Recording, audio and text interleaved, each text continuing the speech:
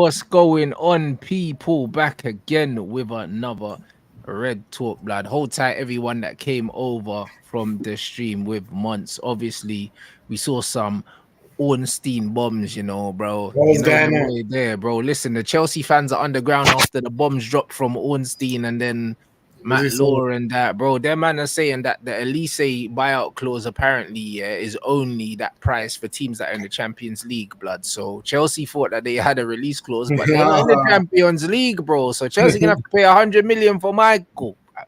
That's long. It's long for you, man. You know Long. them ones there. And then Ornstein came out and said Newcastle and Bayern Munich contacted Crystal Palace over a possibility of signing Elise. Man said both clubs expressed interest on Wednesday before Chelsea today. Man said no Man United. Brother, we saw the pictures of Fergie and Dougie Friedman. We don't need to register no interest, blood. We sit down with the man in charge and chat to him directly. You, man, can register interest. You, man, are sending emails, blood. We just go talk to the guy. Do you know that? So man don't really care about no registering interest, bro. Man seen the visuals of Ferguson with the brother. Yeah, it's mad. It's mad. It's mad. It's mad. You know, I'm still reeling over the Ten Hag news. I'm not even gonna lie to you, my brother. The Ten Hag news is still because listen, we're thrashed as a club, bro. You get me? So like, I'm not even reeling over it no more. Like, the reason why I'm not reeling over it, is because, bro, we as a club, are thrashed. We got no money. That's more concerning to me. That's what I'm saying. But I still think after Diallo's not Eze, or I mean Diallo's not Olise, for example, but this guy's had tidy possession-based players in the team. He sent one to Germany and he kept one on the bench until the last couple of games of the season. Does Ten Hag know what to do with Elise? No, of course not. That's what I'm saying. So it's like, so what are we doing here? Yeah, but bro, now there's rumors that they're gonna send in another coach here to babysit Ten Hag while he's there, bro. I saw that because they don't like his loyalty to the other coach that he's got. Yeah, the Van der Gaag, bro. They don't like these dons, bro. I'm telling you, man, are gonna send a man to hold this brother's hand on the touchline because they don't trust man, bro. And like, the thing it's is, mad. the Van der Gaag thing is that I think they've come in there INEOS and they said like, who signed these players? And they're like, yeah, Ten Hag. And they're like, Ten Hag's people. Who brought this man in? Ten Hag's people. Who's that? They're like, right, this brother is basically running the show. Like, so what's you man's job? Ten Hag's bringing this guy. It's this agency. It's this that. It's this, what are you lot doing here? And I think he's trying to unravel all of that.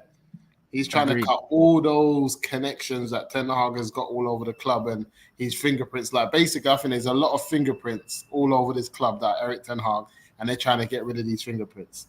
Yeah, and also getting him to sign a new contract will also relinquish the last bit of power that this guy has, because clearly INEOS have come in and said, yeah, this guy's got way too much power.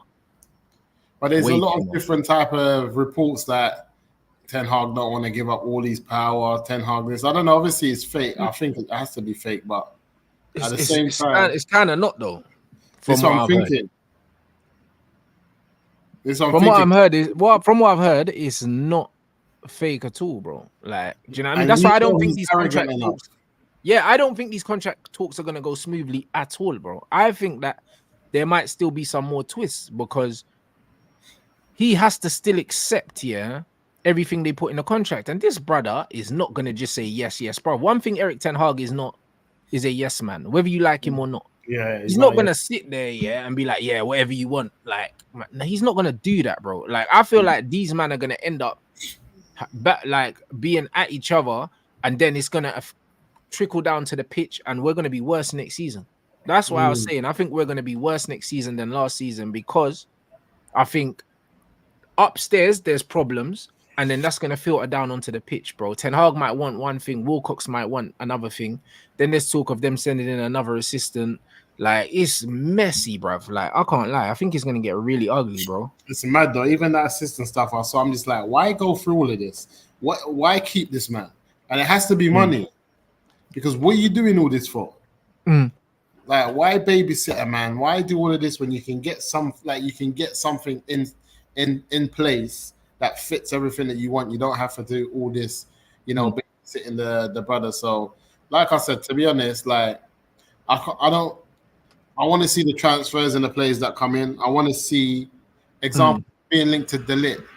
That's another Eric Ten Hag thing. Yeah, we don't want Delict. Delict's agents using us because Bayern Munich don't want him. Yeah, because even when I see that, he has to be using us, because if that's real concrete sources and Man United again, then that's Eric Ten Hag thing again. That I want to see signings that I know Ten Hag will never have looked at. That's not his type of signings. He never would have looked at. So far, all the guys we've been linked with, like the Euros, like the Inacios, these are not guys that we would usually be linked with under him. Olise is not his thing as well. That Olise stuff only happened when we got the new owners in and stuff. That's Wilcox, man. Yeah, Wilcox and that. So I'm happy about that. But let's get some of these over the line. If we can get some of these signings over the line that are not Eric Ten Hag signings, then I can be like, all right, cool. We got some man in there. So I know that as soon as the next man come in, certain things can happen. Even just tying down Ahmed Diallo to a new contract will tell me, I think you'll get one, because the club now are responsible for keeping and getting rid of players, not the manager. See, this is what I'm talking about. So seeing them give contracts to the young talented players, even like a Palestri, and them asking themselves, why do we want to let this you go? Who said it's a good idea? Like, we shouldn't have let go of Alvaro Fernandez either. Yeah, like all of that. It's like what makes that a good idea? Because the thing about someone like Palestri is that if you give him game time and he's in a correct formation, like we've seen him in the internationals, you can add value onto a price tag like Palestri.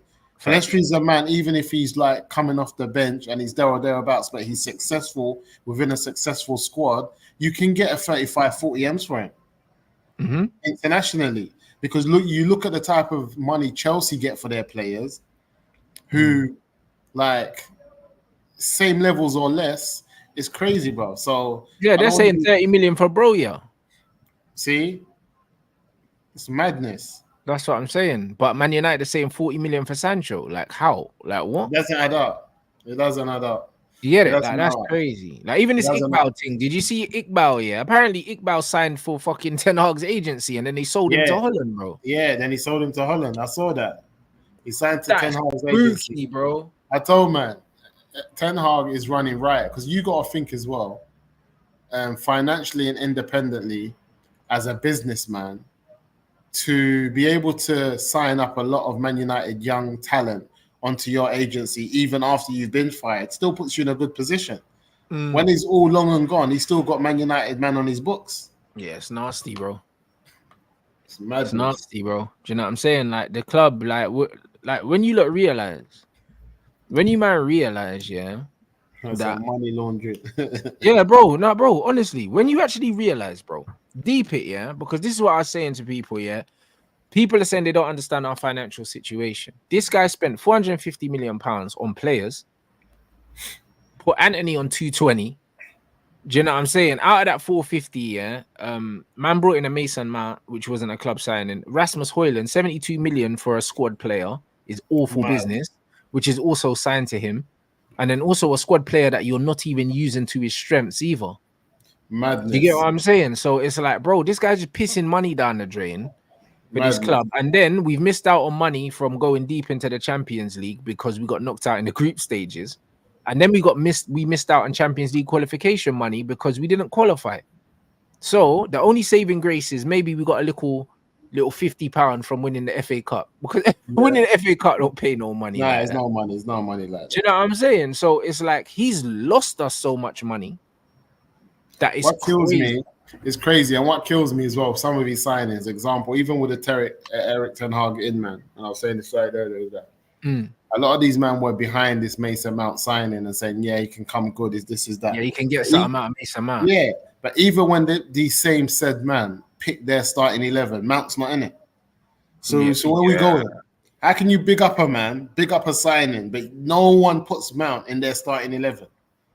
So where are we going with this thing? And this is why it's even when we get to the point where people are talking about Man United will be lucky if they can spend 60 million on a player. It's difficult value. We don't have money.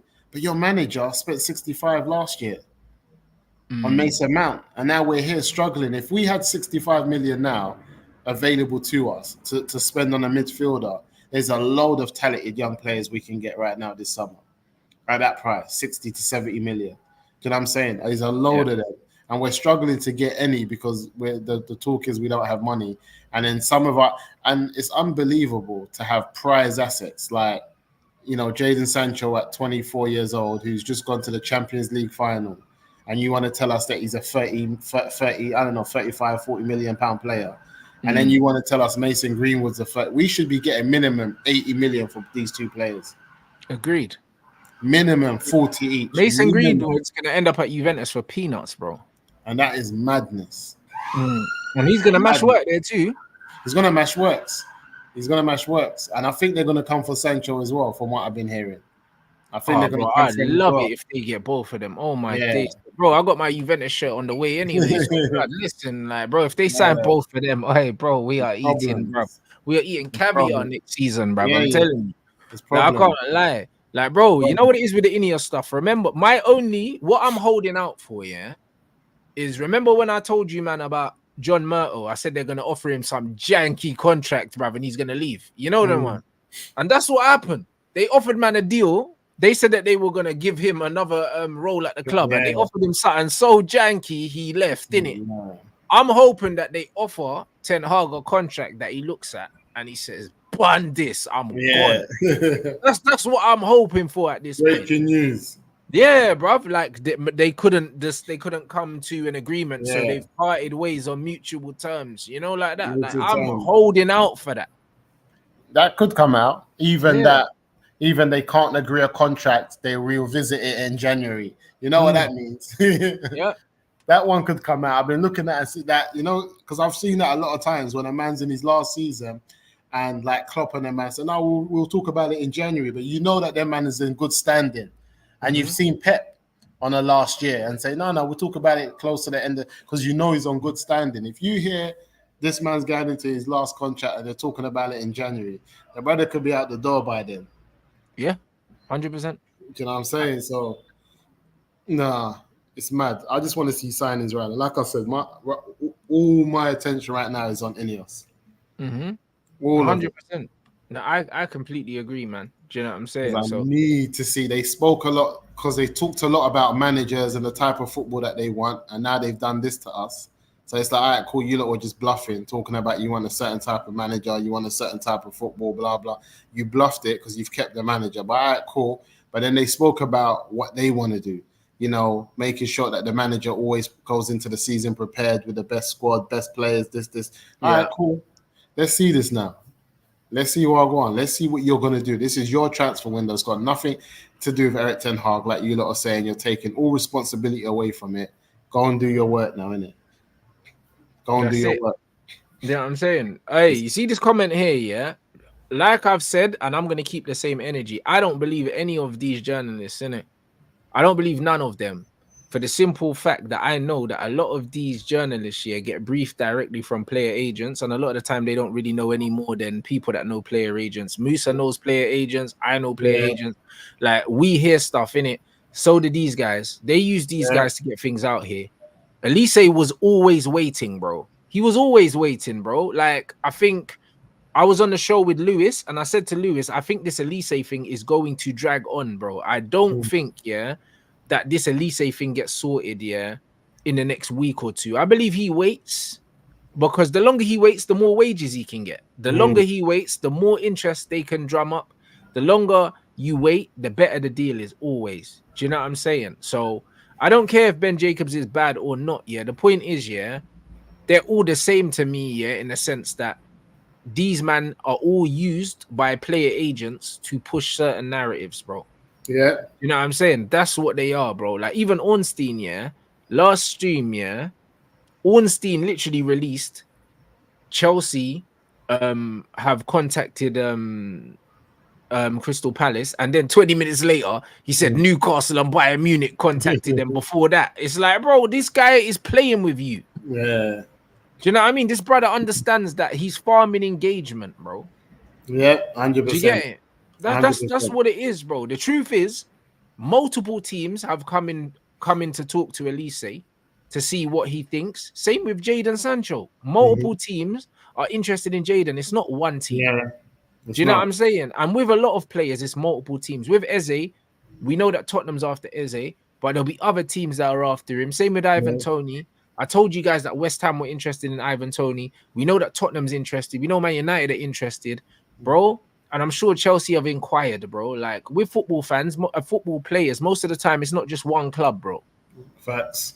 It's not. Like we got linked to De Zerbi, and now he's getting linked to Marseille. There was no Marseille talk last week. Yeah, facts. Do you know what I'm saying? But now all of a sudden he's got a contract on the way to Marseille. So how come they didn't know that he was speaking to Marseille? Or do you think that the first time they spoke, they sent him a contract? That's not how football works. No. You get it? Like this is not how it works, guys. So all I'm saying is, yeah, every time you see something online, yeah, before you repost it somewhere, ask yourself if it really makes sense. Yeah, and don't take it for like too much truth. Like for me, none of this. Like with the Elise thing as well, I just feel like a lot of the time when players have been tapped up previously, they know where they're going. They don't even want to talk to any other club. Everything's been patterned. They're like, boom, I've got my head. This is like heads on this. This is where I'm going. That hasn't been there with Elise. Yeah. And I think the more that you don't get that, the more you realize that it's really open for him. He might have a team that he prefers that maybe hasn't put their stuff together yet. And besides that, if a number gets called out that him and his team like, and it makes sense, they'll go. Do you know what I'm saying? 100%. Because you know what? Elise spoke to Chelsea last season. That's it. There was no sign, that Elise was so disappointed that he couldn't go to Chelsea. The brother just got on with it and had one of his best seasons ever at Crystal Palace. That don't look like a brother that's dying to leave the club. He all signed a new contract with a new flipping release clause. With a new release clause. That doesn't look like a player that's unhappy where he is and really wants to leave. He looks like a player that will only leave, if everything is perfect for him to leave. If not, he looks like he's happy to stay there. He don't look like someone that wants to leave, bro. Yeah. And things are changing up in it, and he backs his talent. He backs himself to be able to perform again and get the right move that he wants. He backs himself. So and I think with Eze. Eze is the same, 100%. You know what I mean? So, and Elise is still trying to get into that French squad, isn't he? Yes, he is. Do you know what I'm saying? He is. And that's why I think that he wants to play in the Olympics as well, because if he plays well in the Olympics, it gives him a claim to push into the French squad. So, obviously, if he plays at a bigger club, it puts him on the radar of the French national team. But at the same time, him and Eze have the keys to the city over there. Their man are balling out. Everyone loves Glasner at Crystal Palace. Yeah. Like, they're going places, bro. If he's at Man United, we don't know. What I'm say, 100%. That's what I was just thinking right now. He's not in a rush. He's not in a rush because he can see the confusion at Chelsea, new manager. There's been things going on. Then he can also see, like you said, United is like, it is what it is. He's got to make a decision that's right for him and that's going to get him into the national team, especially because United has been making their man miss international call-ups.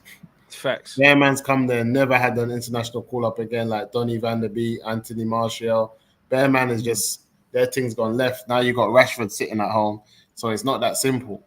You have to know what you're doing when you make the next move. But again, I would say that as much as I would like Elise, and this is what I said earlier when I was on Saeed's stream, I said that for me, he's not in my top 5 that we need to sign straight away in terms of positions. I feel like the wing players, we've got wingers. If I see man letting wingers go, then it's a different conversation.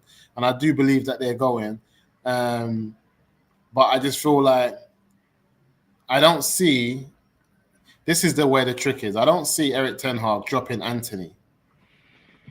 And if he does drop Anthony, it'll be for Garnacho on the right and Rashford on the left. And this is what I'm saying. So a lot of people are going to be surprised by this. He's going to start the season off again, fresh start for a lot of his signings, and they're going to play. Garnacho, I believe Anthony plays next season. Anthony's his signing, and I think he's going to play him there. And if you don't, like you said, and also there might be pressure from above for him to play Anthony because we paid all that money for him and he's on all them wages. And this is what I'm saying. So he's got to justify that.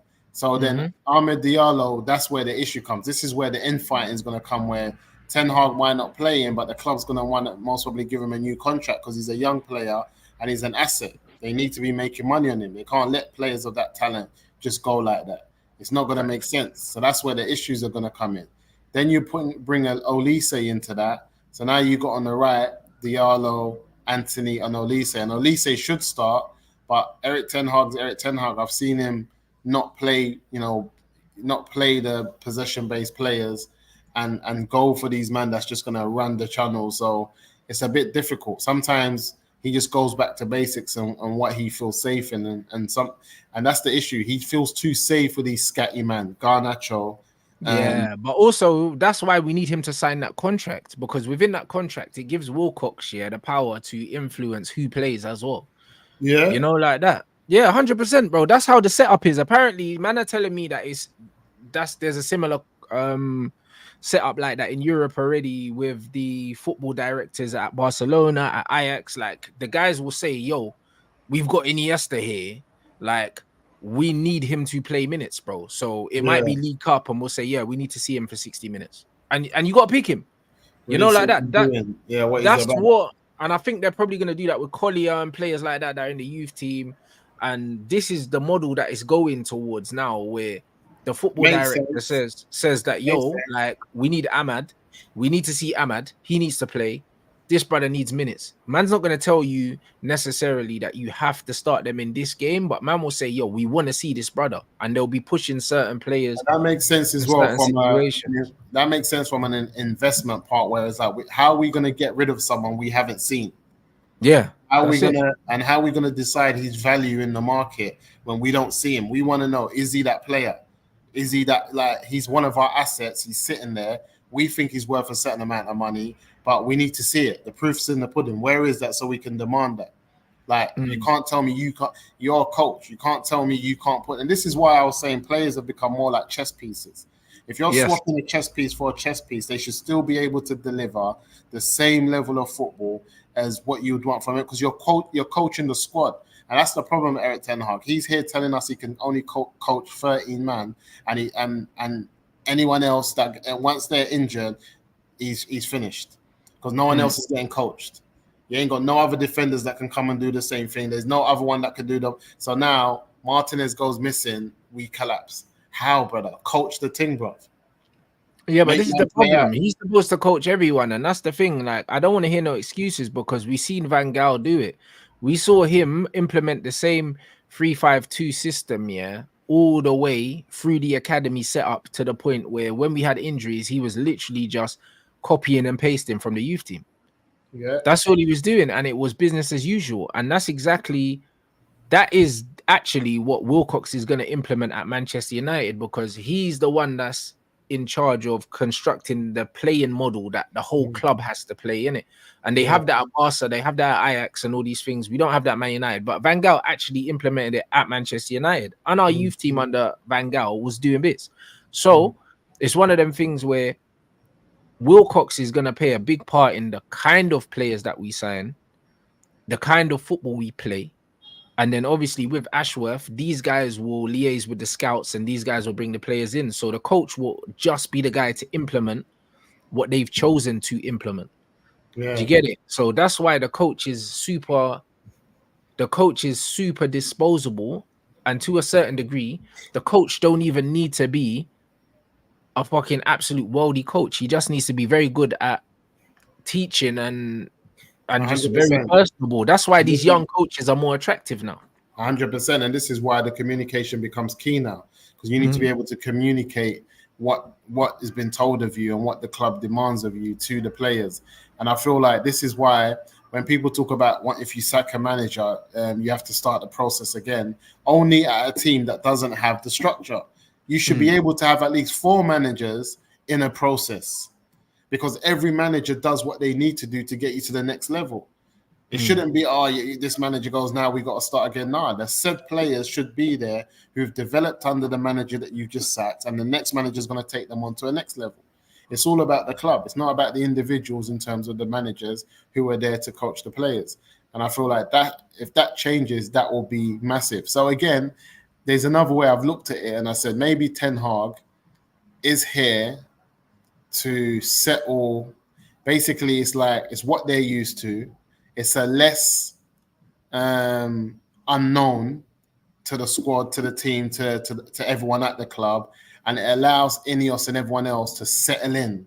Like 12 months, let us settle in, let everyone get into the, because as we speak now, still man, them are not in their positions. Yeah, Ashraf's still not in his positions. Barada hasn't started yet. That's what I'm saying. So there's a lot of man's not in their position, and now you're going to do another unknown with the manager. So Wilcox might have gone back to them and said, listen, man, them, I think you can do what I want him to do.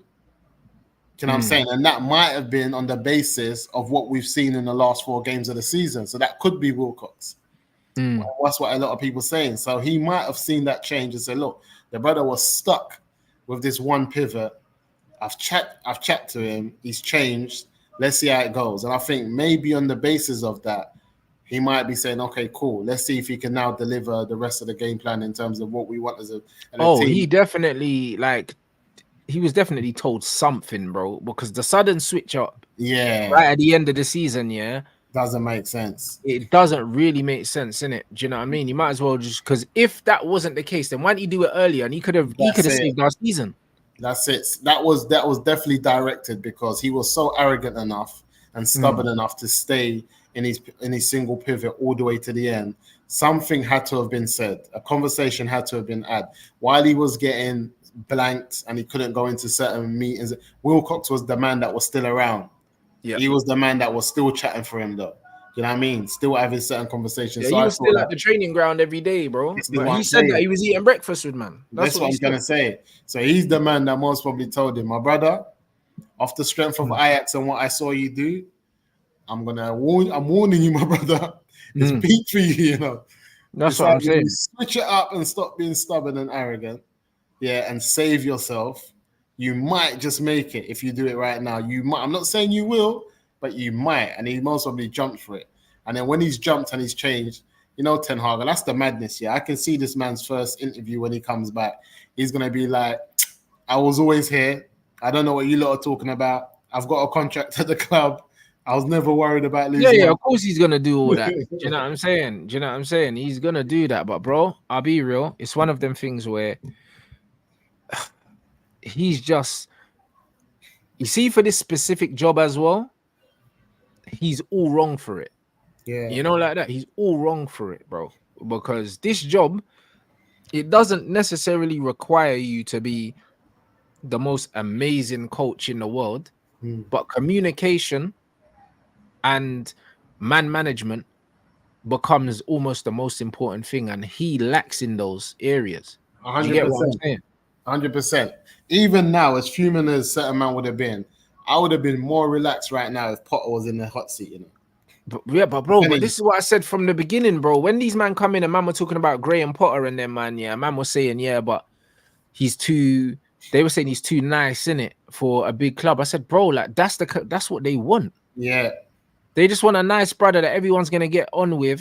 Do you know what I'm saying? And he can coach. Like that's literally it, bro. And that's why that's why they probably wanted Thomas Frank as well. Yeah. Thomas Frank's a brother that speaks well in the media and also gets along with the players.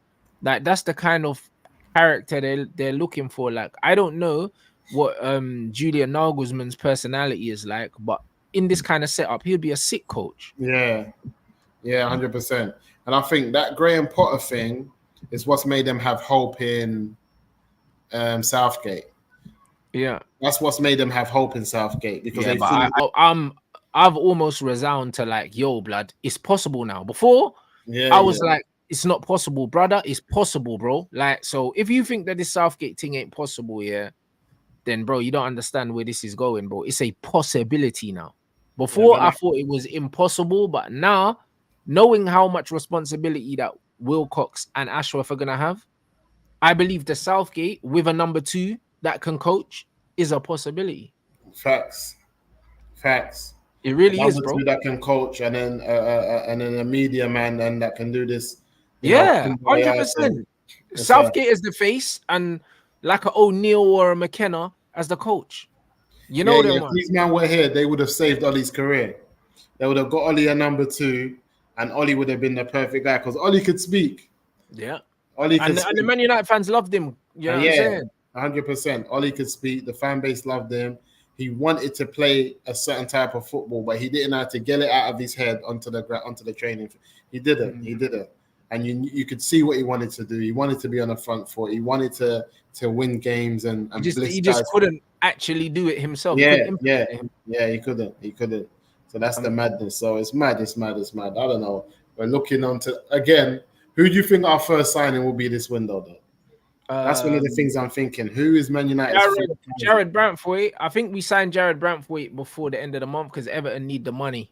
I think that Manchester for Tadibo or someone. You don't think? No, I think that Tadibo is an easy deal to do because he's at Nice. So I think that if we sign Tadibo, I think we sign him later on because it's very easy to do. Do you know what I mean? I think that the Brantwaite thing, we've got more leverage before the 30th of June because of FFP. So I think we're trying to bully Everton into, if not lowering the price, lowering how much they take up front. You know, like that. But what is this kid on, man? I seem like another Maguire, man. I don't think he's similar to Maguire. I think, you know what it is, yeah?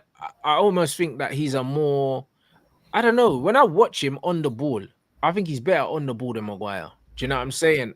Like, I think he's kind of like, he's closer to like a Stones than a Maguire. People compare him to Maguire's because of kind of like his physique. Do you know what I'm saying? Maguire is not the worst as well. Maguire is not the worst on the ball. He can ping. But you know what it is with Maguire? Maguire's more of attack the ball, win headers. Brantwaite's kind of, he tries to step in front of people and be a bit more clever. You know them ones. He's not like, he tries to read the game and be a bit more intelligent in it. Maguire's just a battering ram that can play diagonal. Players that Man City would sign for 35 million, and you're like, how did they get that through the door? Agreed. You know what I mean? Like, we need to be this guy cannot be more than 40 M's. If you're telling me more than 40, but that's how much we want to offer around that. Yeah, it has to be 35, 40 because we're about to let go of Jadon Sancho for some change, and he's not that level of player in his position. He's not Jadon Sancho level. So like, what are we doing? And but you know what it is with Jadon Sancho, yeah? They're trying to sell Sancho for 40 million because of FFP, yeah? You sell him for 40 million, but also you get rid of about 15 million wages or 10 million wages as well. So it's an extra 10 million. You get me? That's what it is because they do the wages and stagger it over the years and that. Same with Rafael Varane. Like between Varane, Casemiro, Sancho, and Martial, that's 50 million worth of wages, bro, per season. Facts. Like that's a lot of money, you know, 50 million a year. Yeah, that's facts. Did you get it? So about the Martial saving as well. Yeah, bro. Martial was on 250. I forgot about that. I want that Zerky guy, man. Bro, listen. Them man know. Like, bro, like he's the closest thing, to what I like in a striker that I've seen in football currently. Same. You know, like that. Like he's cold. Because since Firmino kind of stopped doing the Firmino thing, there weren't no one else that could kind of do that. Man seen Griezmann in the false nine. I've seen he's techie though as well, you know. I've seen Memphis kind of do it, but Memphis is more stocky and that Zerky's kind of lanky, but techie. Like he's bad, rude boy. Bad. I like him. Likes him still. Like Wilcox knows that we need a striker that can play through the middle. He doesn't like Rasmus through the middle. Do you know what I mean? So and Rasmus hasn't been starting like more recently. Do you know what I'm saying? So he believes that like Rasmus is more of he's a channel runner. That's what he is. Do you know what I'm saying? So Zerky, someone like a Zerky or a Tony, we need to get. Like it's non-negotiable. We need to get one of them. I think for the price and what he offers and what I've seen in his ability, I think Zerky is a baller, man. And I think there's other positions in the front three that you can utilize if you need to. There's a lot of positions he can utilize as much as he can play the striker and the false nine. And I feel like if it's true, he can even play in the 10 in the right system, like what we done with Cody Gakpo. I mean, not Cody Gakpo, with where Cody Gakpo plays for the Netherlands in that 10 position. He can play in it. That similar striker, he definitely a 10, like how Rooney used to play the game, not always the furthest forward. That second striker, and then the man can join in and make it a 4-4-2 when we're attacking. So I So I see that. like him. He's tidy, and I like that a lot. And again, I was saying and this is another thing I was saying in Olise. Why I like Olise is that if someone like Bruno did decide to go and keep it moving, I think Olise can do for us what Palmer's been doing for Chelsea. But I think Ahmad can do that. Ahmad can do that as well. Tidy, easily. So having both of them is not an issue. I think if we're on the ball and we're making clear like footballing decisions, and we're also being aggressive within the transfer market, the new ownership will talk to Anthony and say, in the new model and what we're doing, you're a great player, but we don't see you fitting. Like, you know what I mean? Like, being honest. You can send Anthony on loan because he's on 220. Even if we find someone to pay half his wages, that's not bad. And send him on loan, it's decent for a year, bro. Yeah. You get me? It's decent for a year, and hopefully he does well, and then we can get more for him when we sell him. Like, I wouldn't sell Anthony now because we wouldn't get money for him. Facts. Makes sense. Send him out. What do you think of this on the screen, bro? I need to grab the door quickly. Okay, cool.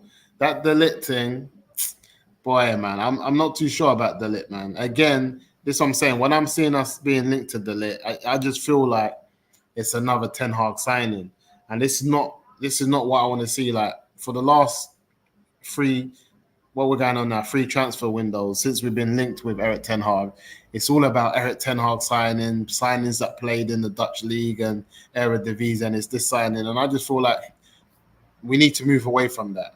If we are linked to an Eredivisie signing, it has to be someone who, you know what I'm saying, we can see the CV in recent times that they're doing numbers, and it's not just us that's also after him, or it's one of those players where no one's actually even known about him. We've just gone and picked up this player that no one had their eyes on, and he's turned out to be levels. You know what I'm saying? But we can't just be going for these big names that came from that same squad of players that Erik Ten Hag had.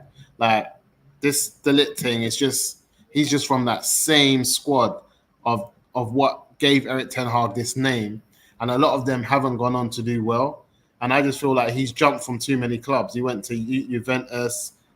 Now, then he's gone to Bayern, and he hasn't played consistently in either of them either. Yeah, that's dead. And now we have to make up for that. He has to come here and try to do a thing. If you're telling me you're going to get De Ligt for 20 M's because people are making clever signings like that from Bayern, then maybe we're having a different conversation. I don't know. Because if you're telling me De Ligt versus Braithwaite, and that's who they're looking at, they still want to get another player in. But I would say that I see Braithwaite similar to De Ligt. I don't know. I might be mistaken. But I think from what I've seen of Braithwaite, he looks a bit more mobile. De Ligt is not mobile. Yeah, he's not that mobile. You know what I'm saying? Like, he's more like Harry than anyone. Yeah, that's it. For me, he's a Dutch Harry Maguire to me. You know what I mean? Like, I wouldn't take De Ligt, not even for 40 mil. I wouldn't take him, or 30 mil, because I think that you can't play him in a high line, bro. Like, do you know what I mean? Like, he's to me, it don't make sense. He's not a high line. My man, this comment here, bro, I don't think you're understanding what's going on at this football club currently, because man's saying that we need an upgrade version of Højlund. We don't. Højlund is the wrong profile of striker. We should have never bought him in the first place. Do you know what I mean? Like, Højlund playing down the middle is like having a left-footed Rashford playing down the middle, It doesn't make no sense, bro. Like, Rasmus Højlund is not a striker that plays up front on his own. He's not a target man. He's not a focal point. He's someone that runs channels, bro. He's 100%. And this guy said we don't have enough possession to play a false nine, but we that's how we beat Man City. But also, we don't have enough possession because when we play it into Rasmus, he loses it, bro. He loses it. Like, who did we play up front against City? Who played up front against City? Bruno. In the final. Bruno. That's what I'm saying. So that's it. This is how we beat City, by playing the exact same way that he's saying we don't play. And the reason we play that way is because obviously Wilcox has told the man them, sort it out. This is what's going on right now. Look at your team. Look at what you have. This is the best thing for you. You've rinsed this little young Højlund, for the whole season. And what's happened, my brother? Nothing. So why are you still doing the same thing? Come on. Like, I feel like, you know, when someone used to be a knockout specialist and you got to gas him out, brother, I used to knock man out. What are you doing with all this boxing thing? I feel like that's how you had to talk to Ten Hag. You called him in and said, what are you doing, brother?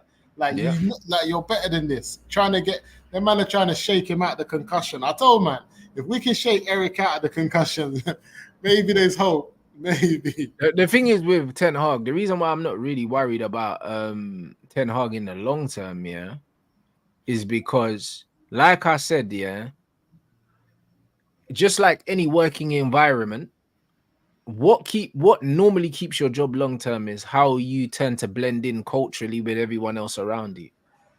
And I cannot see INEOS wanting to work with him long term because he's just a weird brother. Like everything about this brother's weird. Like he talks weird. Even when he doesn't want to be weird, it's all wrong. He moves weird. He looks awkward. Even when he's taking pictures with people, it looks like he's an android, blood. He don't look like a real person, innit? And then, bro, man, see a picture of him out with his wife, and it all looks awkward and that. Like everything's awkward. Yeah, it's long. He's gonna give man bare secondhand embarrassment, and they're like, it's long, bare secondhand embarrassment, and it's like, them man are gonna take him to something, and he's just gonna mash up the thing, and they're gonna be like, yeah, he's gotta go. Bro, and brother, you know Sky Sports, yeah, when they do the green screen thing, bro. How's the Brer wearing the same suit and trainers he was wearing at Ajax, bro? The same dusty suit, yeah, the dusty kind of tan suit with the Adidas, bro. He wore the same dusty stuff to Man United. Are you in the same dusty suit, bro? Like you're a millionaire. Like this Brez, I swear that everything about this Brer is scary to me. I'm telling you, when I saw this is what I was thinking about the cup final when we beat Man City. Yeah, I said last year, Pep, you came out with a clean hoodie. And now you try to follow Ten Hag with this suit. Look what happened to you. Don't wear these suits, my brother. Mad, bro. Bro, listen, we won the cup. Yeah, my man picked up the cup like this and then passed it. Like I was thinking, this guy, there's something wrong with this brother, you know. Like, bro, we just won the trophy, man. And yeah, bro. He's just like, man, I don't know where he is. The whole thing's like a simulation for this Brett. It's mad. It's awkward. Man was wearing the same shirt from preseason on holiday with his wife, bro. Nah, he's scary, man. I swear that he's not a real person. Like, he's not a real person, bro. I swear he's like a robot, innit? So it's like, imagine having to deal with this brother, yeah? And remember, because of how the new setup is, Wilcox plans the whole thing. They're saying that Wilcox is even going to have the authority to dictate how often they train and what time they train, because he sets the whole schedule. Man. So he can say, yo, you man, you're training twice a day. Man. Do you know what I mean? And this is kind of got to be kind of what we're working on. Obviously, the manager will have some input, but it'll be loose.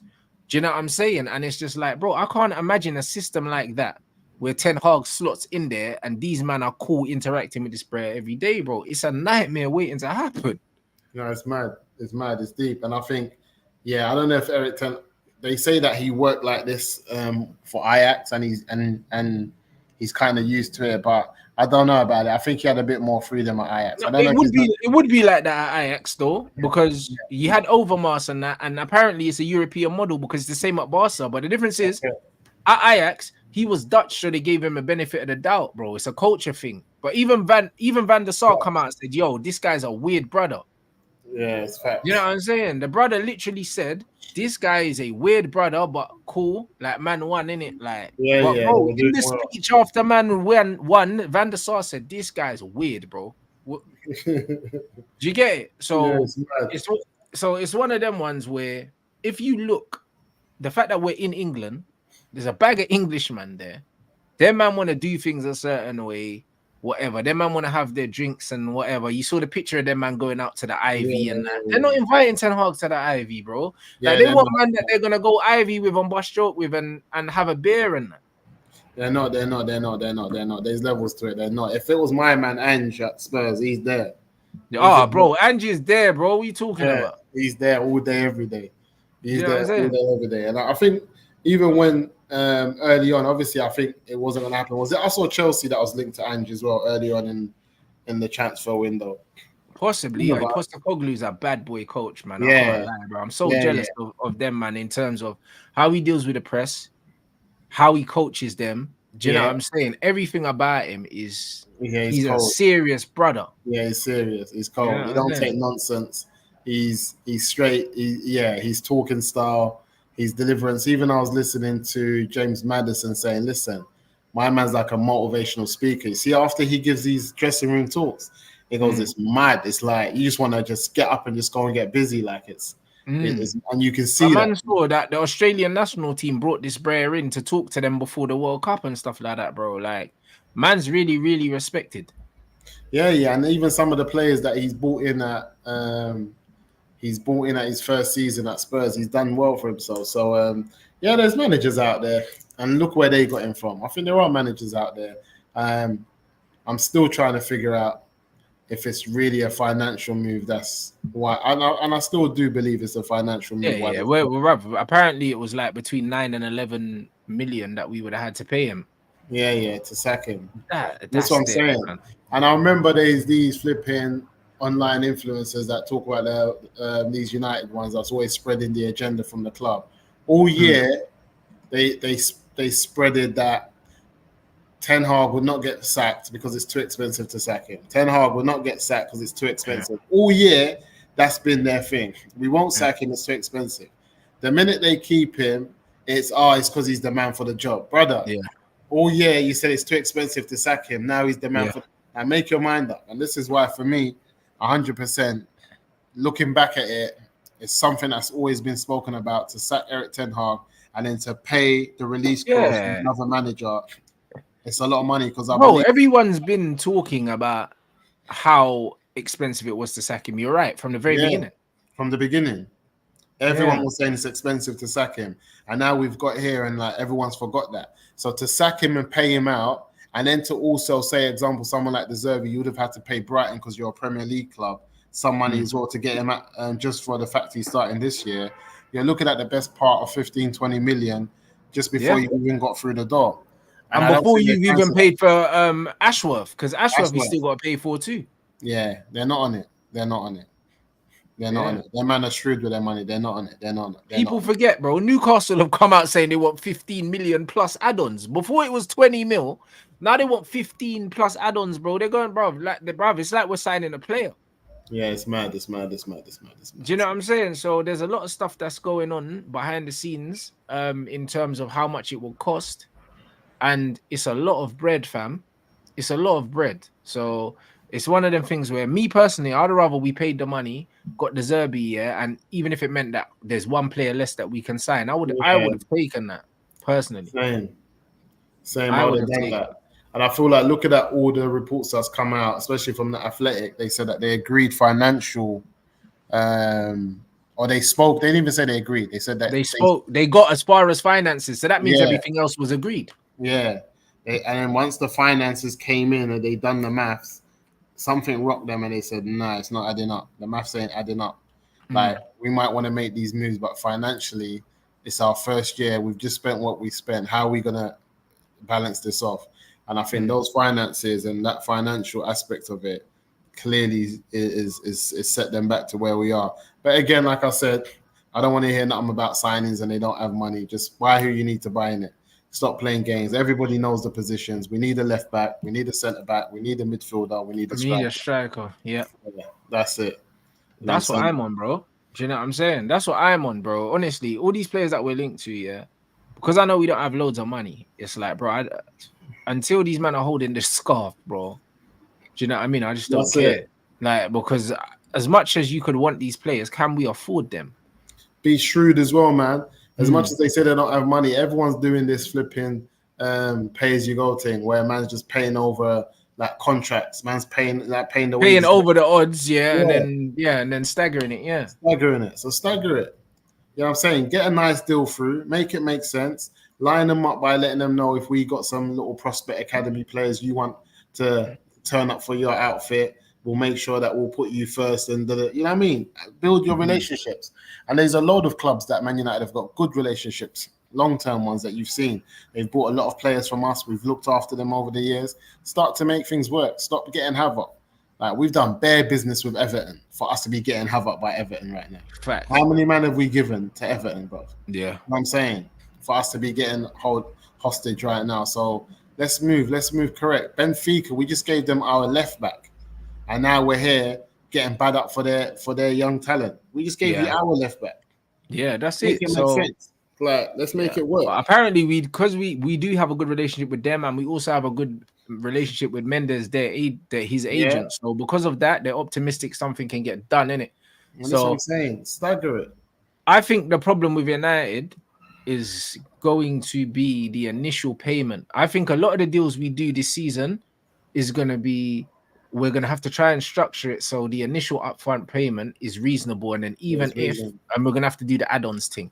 Do you know what I'm saying? I think that's what we're going to need to do. So if it is a Joao Neves, if it is a Brantford, if it is an Elise or whatever, it's gonna be all right, cool. Man can only give you, even if we're giving you 60 mil, man can only give you 35 up front. You know them one? Yeah. Plus 10, plus 5 and that. And that can make it work. And I feel like based on that, and I can see the Joao Neves as well actually coming through. I can see that signing happening. Just because of Kobe Mainoo and them looking long term. I don't see Wilcox and that trying to bring through anyone who isn't really going to be here long term and like building up from the youngsters type of thing. I don't really see it. I think if they're bringing in someone in that type of position, it's going to, and I also see them keeping Casemiro unless a big deal comes through. I think they'll keep him as well. I think they've got rid of enough high earners. If they get rid of Sancho, they got rid of. I think they don't keep Cass because of his wages, bro. That's what I was thinking. Done over 300. I think, and also he had a big falling out with the manager. So I think the fact that bro, he didn't even stay for the celebrations of the FA Cup. Cass is he was on a plane. He was on a plane before the man got to the Shubbins. Cass is gone, bro. You know them ones there. Like it's one of them ones where Cass doesn't stay.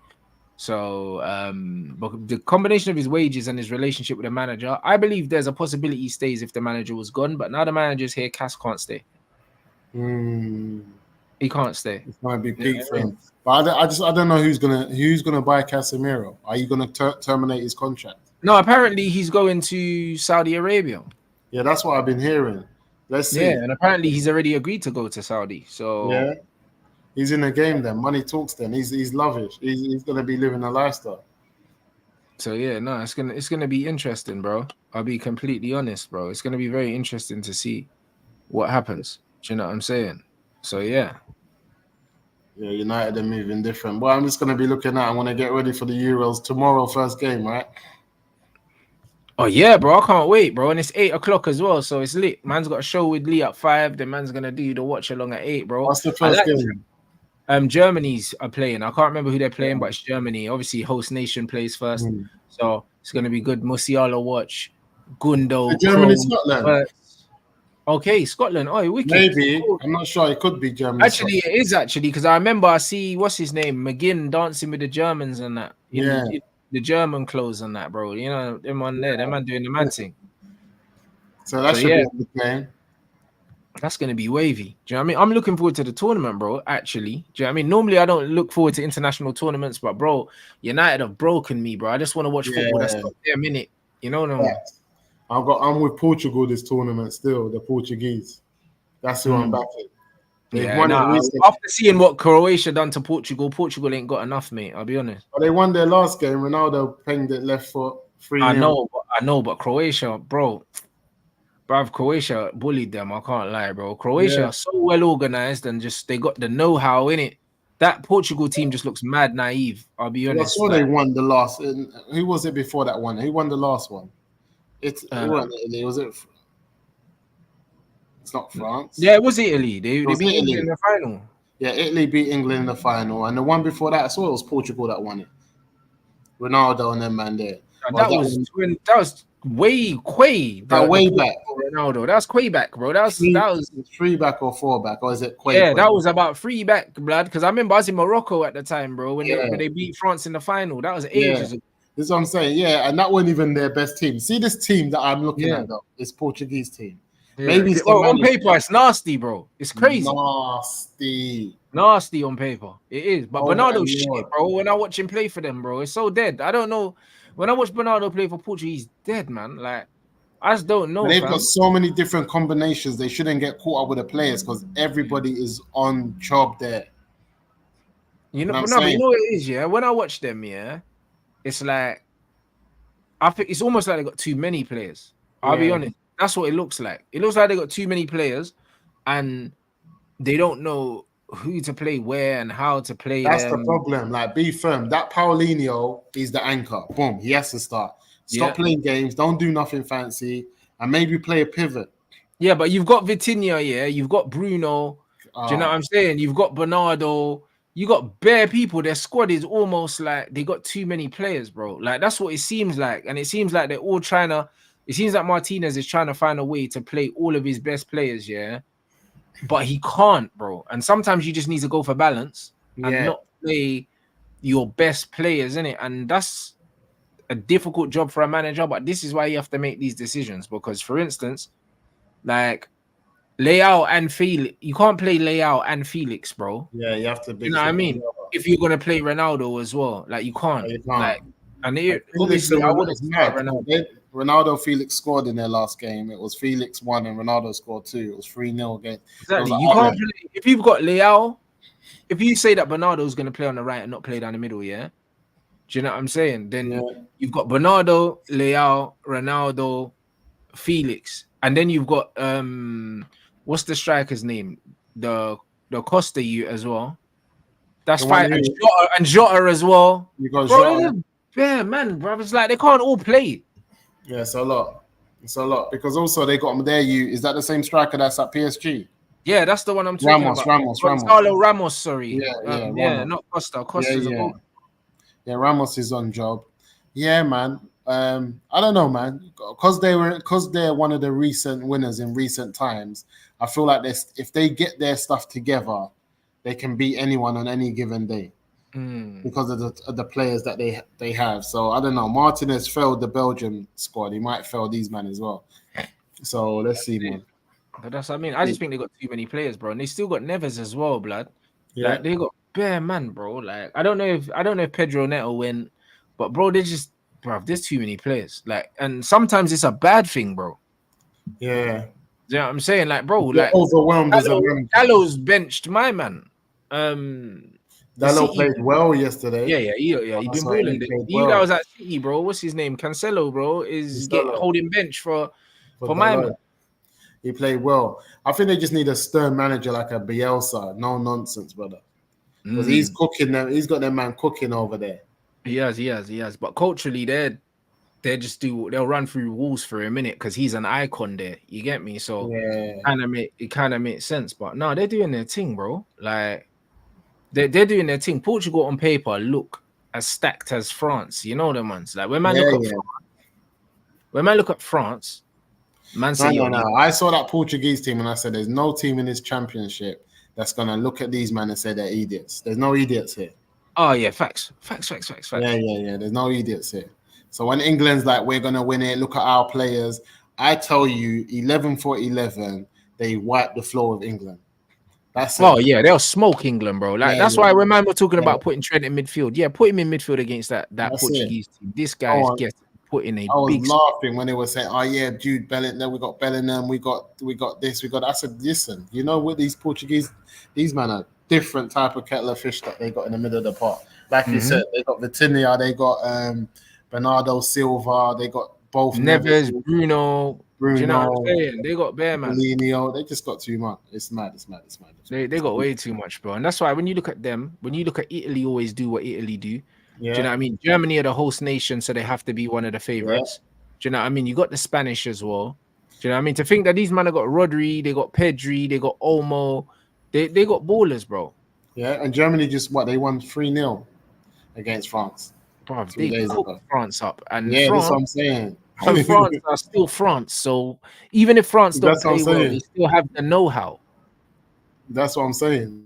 And then, man, they were on job. So, yeah, it's going to be a long day. It's going to be a long competition. England might struggle to get out of their group. They don't even know I agree. I could see an exit in the group. I could see them drawing maybe 2 games and winning 1. And that should shut up everything. That should shut up England and shut up this link to United. Can't be not coming out your group and you're then walking into United job. Allow it, bro. Yeah, 100%. And that will be the worst finish that he's had since he's been there, right? If he doesn't get out the group. Because I haven't seen nothing from them. I think they've won 1 in the last 5 games or something like that. Yeah, England. Yeah, horrible run. Remember, Yeah, didn't we get relegated in the Nations League, guys, or something like that? I believe we did. yeah, they've had a horrible run. So, and he's swapped a lot of players who are highly capped for a man that's never done it before. He's dropped a lot of caps. Like you can say what you want about Rashford, but he knows the atmosphere. He knows Fact. how it feels to walk out the tunnel against certain man and That's still why hold his France own. brought back Kante, bro. Yeah, this is what I'm saying. See, and these men here have dropped bare man that's got the know-how. Because sometimes you're in a tournament where you ain't got time to warm up. You just got to get on and get in and make things happen. You don't want to be losing the first game and then all of a sudden the next 2 games are must wins straight I away. must You don't want that. sweating. Even drawing the first game is long. Yeah, facts. You know what I mean? You want to get them You 3 know, points win. on the board early doors, and then hopefully you win your first 2 games, and then a few man that maybe ain't gonna get no more minutes for the rest of the tournament, you can give them a run out in the third Yeah, game, so you don't feel right. like they've wasted a journey, and it's good for the morale. You know, That's like it. that. That's what you That's want to it. be doing, bro. So England are under pressure. Yeah, it's peak for them. It's peak for them. Let's see. Anyway, tomorrow I'm gonna tune in and see what's going on. I'll tune into the Mandem streams as well. Watch 100%. them. Trust me. You lot, make sure you run up the likes. Make sure, you know what I mean, you subscribe to Musa Reacts anyway. You man know what it is. Yeah. I'm gonna jump back on this season. I think this season I'm gonna come back. That's what I'm saying, man. Man, love that. And yeah, guys, we're gonna redirect to Monts as well. You get me? We're gonna redirect to Monts. Monts is live now. I think he played the game at Molineux, and I wanna watch that as well. You get me? So man's gonna watch that, fam. Do you know what I'm saying? But yeah, you got anything you want to let them know about? The link to Musa's channel is in the title, people. Make sure you click that, subscribe to that. Yeah, guys, I'm gonna be back this season. This season it was a long one. I haven't really been active on the channel. I'm gonna be more active. I'm gonna be definitely active from here, which is better. I've got a little setup going on. So pre-season, I should be back reacting. I'm gonna be reacting to the scene as well, to the Mandem. And another thing, shout out to all the Mandem that see me on the roadside and held me up, because our group of what you want to call it, streamers, we're outside and we're with the people, you know what I'm saying? So people see us on a day-to-day and they hail us up. You know what I mean? We're not hiding and no one don't see us, and it's always respectful. And a lot of the people that I see out there, Chelsea fans, Arsenal fans, you know what I'm saying? And they always say big up Rants, big up Saeed, big up the man then. So, you know what I mean? It's always good to thank the people, because without you, man, then the hustle don't go on. So nothing but respect. 100%, people. You already know what it is. So you man know what to do, man. Make sure you sub up there. Make sure you smash the likes, and then obviously hit up a Rants raid when you head through to Monts, man. And I'll catch you guys.